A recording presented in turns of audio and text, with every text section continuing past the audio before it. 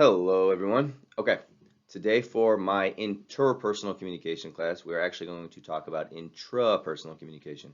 All right, the TRA means that it's communication with oneself. All right, inter is between, right? Intra is within. So you could have T-E-R, cultural communication, and that's between two cultures. Intracultural communication is communication that happens within a culture. But since this is a class, we're talking about one-on-one relationships, interpersonal. We're going to talk about intrapersonal.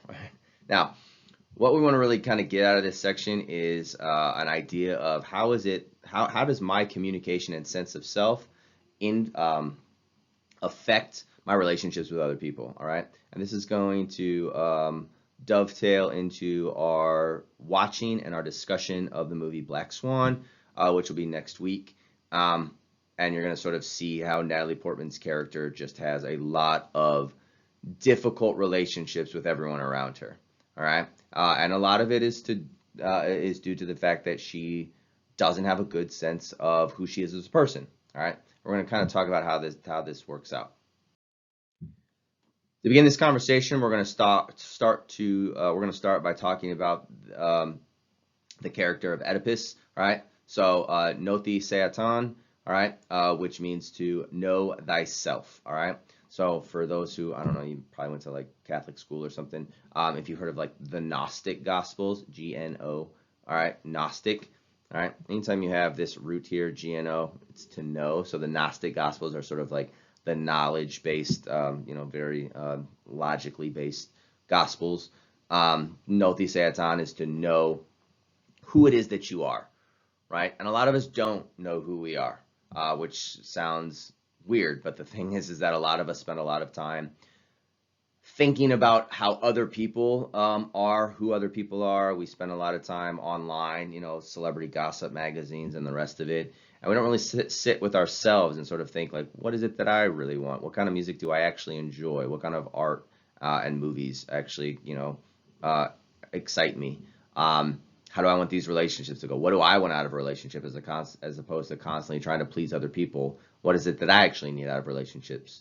Okay, so here's a story of Oedipus, which you might have heard if you've taken a psychology class. You learned a little bit about the Oedipus complex out of Freud, which I think it's an interesting interpretation. I don't think it's necessarily accurate as far as what the story is trying to teach us.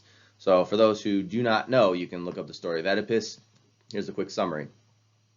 Oedipus, as a kid, right? He is the son of this king and queen over here, right? He's their kid.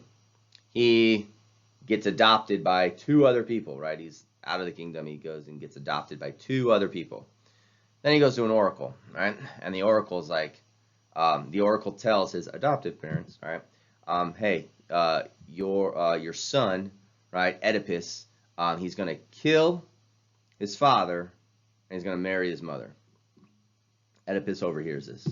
And Oedipus doesn't know that he's adopted. So Oedipus is like, oh my gosh, I love mom and dad, his adopted parents, right? And he's like, I love my parents. He's like, I'm going to get out of this town. I'm going to go to another town. I'm going to get far away from them because I don't want to kill my dad. I don't want to marry my mom. On his journey, he crosses paths with an older gentleman. And they get in an argument, and he ends up killing the older gentleman. All right, wink, wink. Then he ends up in this new town, right? And he finds out, he's talking to other people in the town, and he's like, hey, why is the queen all upset? They're like, oh my God, the queen's upset because her husband just died. Oedipus doesn't know that he killed the husband, right? And Oedipus is like, oh, I feel so bad for her. I'll go ahead and marry her, and then he becomes the king, right? Into the relationship, right? He ends up having like some children, right, with the queen. It's his mother, right? And then he eventually finds out. He tears out his own eyes. He goes through this whole, very dramatic fall from grace because he doesn't realize, like, oh, the old guy he killed was my actual dad, and the woman that I married and had kids with was actually my mom. All right. So this gets into this idea of like, Oedipus didn't know who he was. Right? He was adopted. He was given information about, killing his dad and marrying his mom, but he didn't know that these were his adoptive parents. He runs away from them so he doesn't hurt them, but he doesn't realize that he ends up actually killing his real father and then in the process of sort of trying to help this grieving queen, ends up marrying his own mother. All right. So this becomes a question of like, know who you are, right? So in very real terms, it's like you should know who you are and where you come from. We all still have this sort of deep desire, you know, this is why there's all these like DNA testing, like Ancestry.com and 23andMe. It's like these things are booming because people just want a sense of like, who are they? Like, where are they from? Like, you know, what is their nationality? Like, where, you know, the traditions of their own country. It's like we want a sense of space and belonging. We want a sense of community. We want a sense of like rootedness somewhere, right? But if we're constantly like just like renting apartments and moving from one city to the next city, and we don't like develop deep roots anywhere, we don't really know who we are. But we always like, this is what we're striving for. And if you don't know who you are, you end up sort of like willy-nilly, you know, committing some atrocities, right? As far as killing people and marrying your mom, that obviously are going to be detrimental to the people around you, but it's also going to be detrimental to you, right? Because all of a sudden you wake up one day and you're like, how did I end up here? It was not intentional. I just sort of like went along with the flow, and I never made any intentional decisions for myself.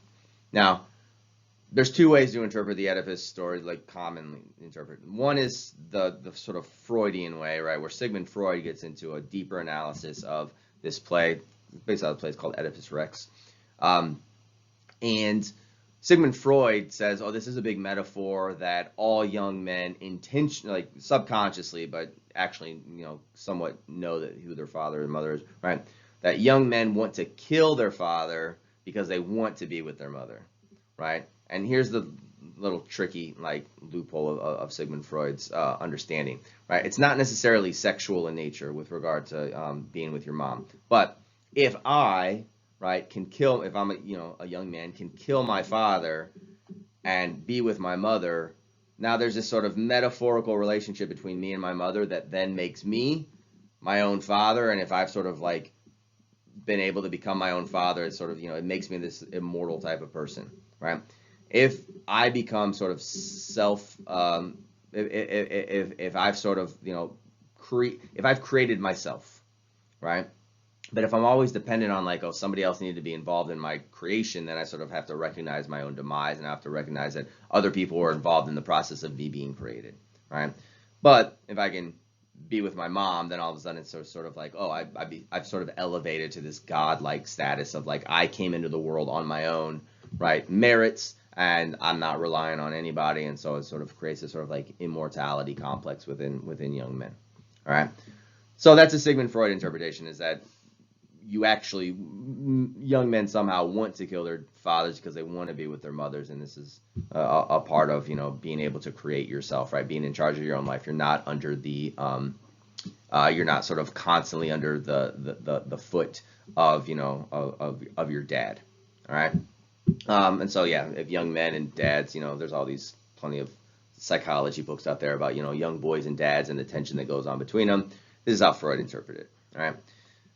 The other sort of interpretation of Oedipus is just this idea that he just didn't know who he was, right? So it's a longer sort of metaphorical story. It's, again, you know, it's a little bit weird because nobody wants to think about a young man having sex with his mom, right? But we just sort of have this like deeper understanding of like Oedipus walks the world not knowing who he was. And if he doesn't know who he was, not only does he screw up his own life, but he's starting to screw up the lives of the people around him. So obviously he screws up his relationship with his dad because he ends up killing his actual dad on the road. He screws up his relationship with his mom, right? Because he ends up getting married to his mom. Now he's a screwed up relationship with the 4 kids that him and his mom had together, right? And it's because he didn't know who he was.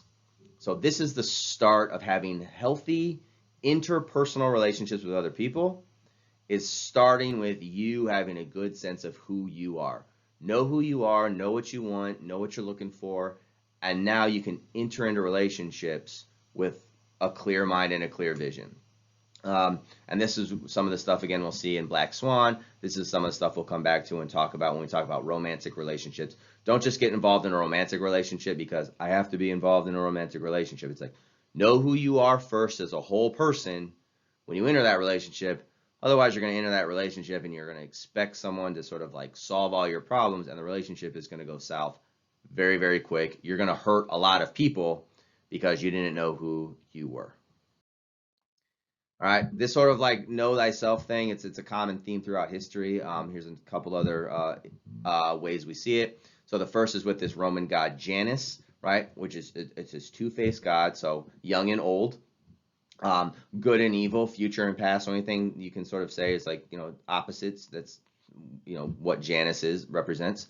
We get this question of like, how do we still know Janus today? Well, Janus is where we get the term January from, right? So the first month of the year is looking back on the old year, and then there's also, it's like January 1st, we're looking forward to the new year, right? Which I'm sure at the end of 2020, many of us will be very happy to look back on 2020 and look forward to 2021, right?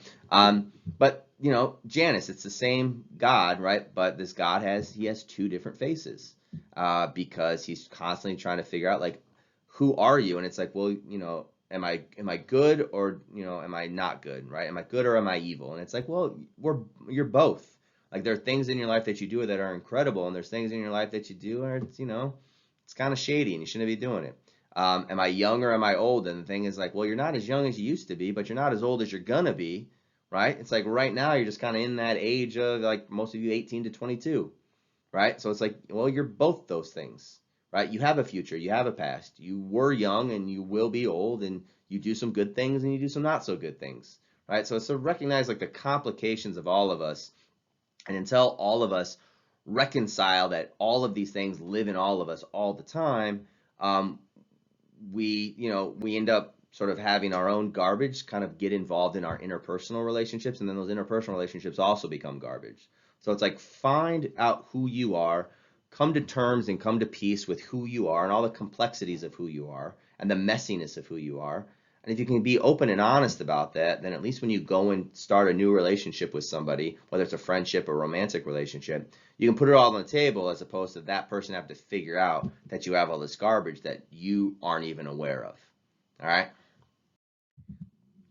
This is one of my favorite paintings. Well, this one on the right, I mean, it's obviously it's a bit more abstract than this one's a little bit more realistic as far as the anatomy is concerned.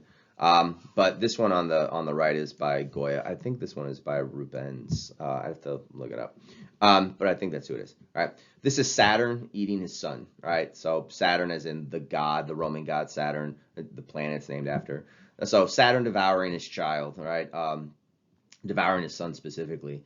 And again, this is this idea that a metaphor, right, where an older man, right, is envious of the youth of his son, right? Older men, and so you have these conversations of, you might be at like a baseball game, like a baseball game for 12-year-olds, and you see those dads in the stands who are just a little bit too involved with a 12-year-old baseball game. And you can see, like, are those dads trying to live vicariously through their kids, right? And there's something very real behind this, right? It's not just like a one-off situation. Like, this is a common theme that happens with a lot of people, or as people get older, they start to look to the youth who are sort of under them, right? Whether it's, for me, I'm a teacher. It's like, okay, I look at my students, or if you're a coach, you might look at your athletes, or if you're a father, you might look at your son, right? And people get envious, right? And it's like, you don't know what you don't know the opportunities ahead of you. If I knew what I missed out on, like, I would have gone after those things. And it's like, I need you to accomplish these things. I'm envious of your youth. Youth is one thing that you can never get back. All right. And so we're constantly kind of stuck between, getting older and wanting youth. One thing I talked about with my students, specifically with this whole thing with Saturn devouring his kid, is, Saturn's envious, right? But it's also probably important to recognize, like, as we get older, we should take advantages of the opportunities that are in front of us right now when we're in our 20s, right? I'm not in my 20s, but when you're in your 20s. Because you don't want to be that guy who's 50 years old trying to live a life of a 20-year-old. All right. And I think there's something here with regard to Saturn where he's not at peace with being near the end of his life. Let's say he's 70, 80 years old, right? Older than that, he's a god, right? But for the sake of argument, someone who gets to 70, 80 years old, it's like, you don't want to be that person who's like clawing back for your youth because you feel like you missed out on some opportunities you should have taken advantage of. So in one of my classes, I have my students read Jack Kerouac's On the Road, which I think is a very important, appropriate book for someone to read before the age of 25, right? You should not be reading Jack Kerouac after the age of 25. That is too much, old people trying to hang on to some sort of like, Dharma bums and on the road and like travel around and try a lot of psychedelics and engage in promiscuity. It's like you shouldn't be doing that in your 30s, right? But there's an appropriate time to sort of live out those things, and that way you are at peace when you're 50. It's like, okay, I'm at peace with being 50, with regard to with understanding that I did what I was supposed to do in my 40s, so I can transition successfully to 50. And saying, I did what I was supposed to do in high school, so I can successfully transition to college. I'm not trying to hold on to my high school memories. I don't want to be that guy holding up a bar stool talking about the coulda, woulda, shoulda stuff about my high school glory days. It's like accomplish what you need to accomplish when you have the opportunity to accomplish it, so you're not constantly clawing back into the past. All right? Be at peace with where you are now, and the only way you can be at peace is like totally exhaust your opportunities, and do everything you can right now to be successful as a 18-year-old, so that when you move on to be 19 years old, you're like, okay, I can be 19 now, right? You're not constantly clawing backwards into the past. This is what Saturn's doing. All right, Saturn's like, I need to devour my son because I'm envious of his youth. I know he's coming up behind me. He's the young guy. He's the rookie on the Eagles football team, and all the older guys on the Eagles team are like hazing the rookies because they realize like the rookies have all the potential, and the old guys who are about to retire, it's like, crap, I might have missed my shot. And so it's like I'm constantly being jealous of people who are just getting a fresh start, wherever they're at in life, as opposed to me, who's constantly trying to knock down the youth. Because I'm envious of them. All right.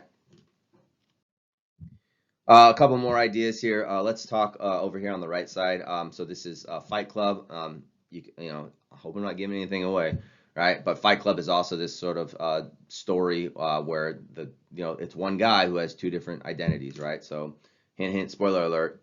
Edward Norton is the narrator, right? He has no name, and that's important, right? He's just the narrator, right? But he creates this alter ego for himself in Brad Pitt's character called Tyler Durden, right? It's the same guy. Edward Norton is like the real person, and then Brad Pitt is just a figment of his imagination, and Edward Norton's like, I'm going to create this alter ego for myself who's like, super hot and in shape, and Brad Pitt's got like these washboard abs, and he's fighting everybody, and he's wearing cool clothes, and he drives a cool car, and he like does whatever he wants, and he finds all the women. Edward Norton creates this alter ego for himself because he's not at peace with who he is as Edward Norton. He's like, I'm just like this like salesman, or honestly, he's like, I work in like the car insurance industry. It's like super boring, and my life is terrible, and I don't have a girlfriend, and he doesn't like himself. So he creates this alter ego for himself because he's not fully aware of just who he is, right? And it ends up in this crazy story where they make a fight club, they start blowing stuff up around town, like it becomes this sort of very nihilistic existence, right? The same is true over here with Swan Lake, right, which is another story of you sort of have like good and evil. You have the black swan and the white swan. They're both competing for a prince. And I'm going to talk more about Swan Lake in the next couple of weeks, so I'm not going to go too much into it now. And you also watch the movie Black Swan, which similar themes. Black Swan isn't based on the ballet, but it's definitely similar themes as far as like there's two characters, but they sort of like you realize like they're kind of both out of the same one person, right? So technically, like you have Odile and Odette here, who are the two different swans, but you sort of realize like they're supposed to be seen as sort of it's supposed to be seen as a struggle within like one entity, even though they are separate characters in the ballet, right? All right, so finally, all right, how do you learn to quote unquote know thyself, right? So we can get to this thing with Voltaire, which I've talked about in some of my other classes, not this class particularly, but yeah, you get to this question. It's like, why do so many people have the gall to tell others how to live, yet they don't even know about themselves, right? So you have a lot of people going around, whether it's like protest stuff or political stuff or cultural commentary stuff, and they all constantly say like, you need to do this different. If I was in charge of Amazon, I would do X, Y, and Z. And it's like, well, like you're not in charge of Amazon, right? You can't even like keep your house in order, but you're going to tell like billion-dollar companies how to run their boardrooms. This is a bit of some like interesting irony here, all right? So first and foremost, right, you get to this place with Voltaire, right? Now, there's nothing wrong with having like larger political debates, right? But what I'm saying is for right now, for intrapersonal, just focus on yourself, all right? There's time to talk about what other people and politics and systems should do, but right now, just focus on yourself, right, for a couple weeks. So we get to Voltaire. Voltaire writes this play called Candide. He's a philosopher. But the end of Candide, the big reveal is, just cultivate your own garden. It's like, we do a lot to have social commentary on the president, right? President Trump or Vice President Biden, who's running for president. We do a lot to like turn on the news and talk about other people. We do a lot to sort of criticize our family members or our romantic partners. Or if you're a student in my class, you do a lot to say like, I don't like Dr. Phillips, and that's all fine and good, right? But what Candide is saying is that if you want to actually have some sort of fulfilling life, right?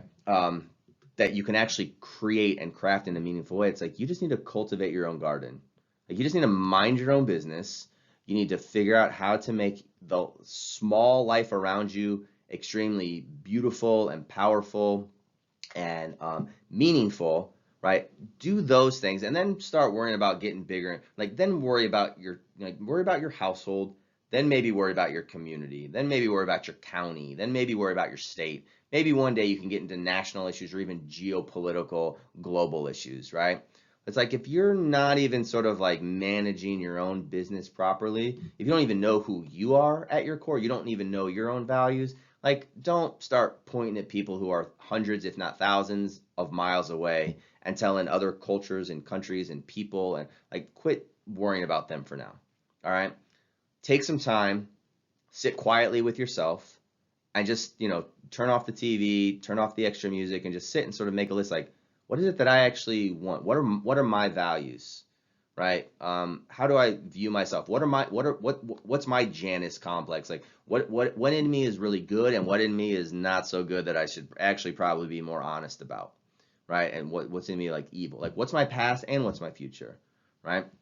Figure out these things for who you are. And then maybe you can start bringing other people into, your weird little complex world that we all have, right? And that'd be okay. But figure out who you are first. All right. So a couple things. First and foremost, and this is the end of it, right? You must grow up. And when it comes to growing up, like one of the big things is you just got to go take chances on your own. All right. So you have this sort of archetype of what's known as the hero's journey, where somebody is in comfort, right? And they finally sort of break free and they're like, I just want to go out into the wilderness, right? And this is like a big desire for a lot of young people, right? This is, the story of Kerouac's On the Road, right?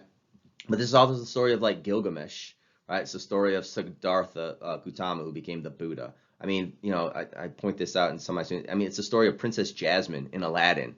It's like, I'm the princess, I'm here, like, I want to go into the market, right? At some point, there are young people in high school and college who are like, I want a road trip. Road trip is such a big idea in American culture.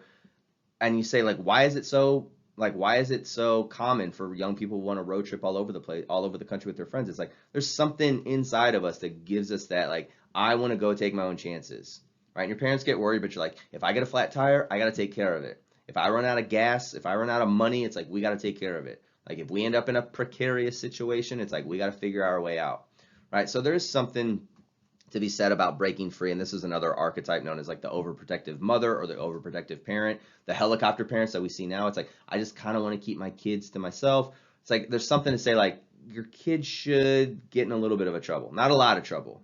It's like you should do something that is maybe, maybe questionably legal. Don't do something illegal and get arrested, right? But it's like do something that's just a little bit, get in a little bit of trouble, all right? And you also want to figure out like who you are apart from your home, your friends, your boyfriend, girlfriend. So again, if you're not by yourself all the time, you might just constantly sort of be living at home and you have this overprotective parent. At some point, you got to figure out like, who am I apart from my parents? And this could be things like my politics, my political beliefs, my cultural beliefs, my religious beliefs. Apart from my friends, it's like, do I really like the music and the movies and the TV shows my friends like, or do I just kind of go along because that's what pop culture says so, right? Boyfriend, girlfriend, if you're a person who constantly has to be in a relationship, it's like maybe you need to take a break, right? Maybe you just need to say like, I'm going to be single for a year, right? I know that's like a long time for some of y'all to be single, but it's like sometimes like you just got to sit around and be like, maybe I don't know what I actually want in a romantic relationship because I haven't sat with myself and actually thought about it. I just got into a next relationship and it's like, oh, whatever my boyfriend or girlfriend wants, like that's just what I'm going to want too. some point you got to stop and say, no, what do I actually want? And then you can actually go be intentional and go find the person that you actually really want to date, because that person has values that you have yet to discover, the values that you have for yourself. All right. So know who you are. All right. And again, this is going to bleed into our discussion next week when we talk about Swan Lake. Right. And then we're going to talk about Black Swan, and you're going to watch the movie and you're going to sort of see how Natalie Portman's character, the whole movie, she has no idea who she is.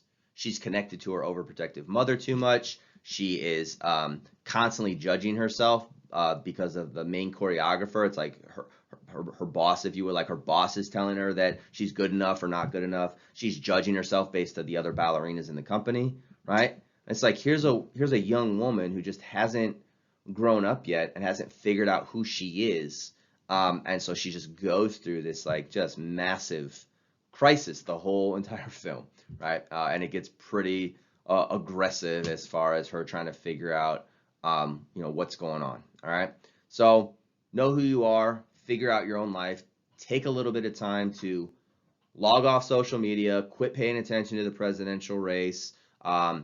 Don't worry about the news. Don't worry about what your friends say about your social media posts. And so as far as social media, it's like don't post anything. Then you don't have to worry about if anybody likes it or not. But if we're constantly like, I got to post something that people are going to like, then it's like, am I posting it because I like it, or am I posting it because I want other people to say that they like me for liking it?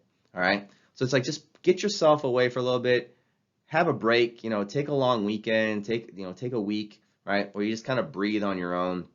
Don't look for feedback from other people, and just figure out who you are and what your values are. All right. And that's going to help you a lot. Not just it's going to help you, but it's also, again, going to help you have healthier relationships with other people. All right. And this is what this is all about. Figure out who you are so that you can have healthy relationships with other people. Because if you're constantly trying to please other people, your relationships are going to be a mess. All right. That's all I have. We'll have some more of these discussions in the upcoming days.